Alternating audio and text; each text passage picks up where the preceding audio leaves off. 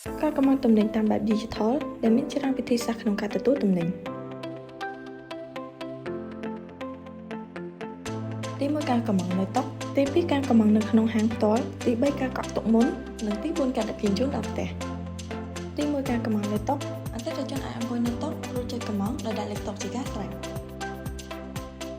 វិធីសាស្ត្រទី2ការកម្មង់នៅក្នុងហាងអតិថិជនអាចធ្វើការបញ្ជាទិញតាមរយៈ app នៅក្នុងហាងផ្ទាល់ដោយជ្រើសរើសយកពាក្យ Install វិធីសាស្ត្រទី3ការកក់ទុកមុនអតិថិជនអាចធ្វើការបញ្ជាទិញដោយការកក់ទុកមុនរួចមកយកបានទាំងនេះស្រួល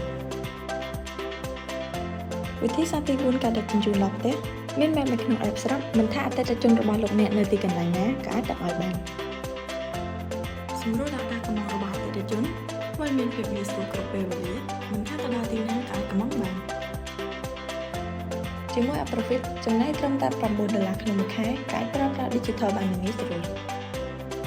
សូមទំនាក់ទំនងសម្រាប់ព័ត៌មានបន្ថែមតាមរយៈលេខទូរស័ព្ទខាងក្រោម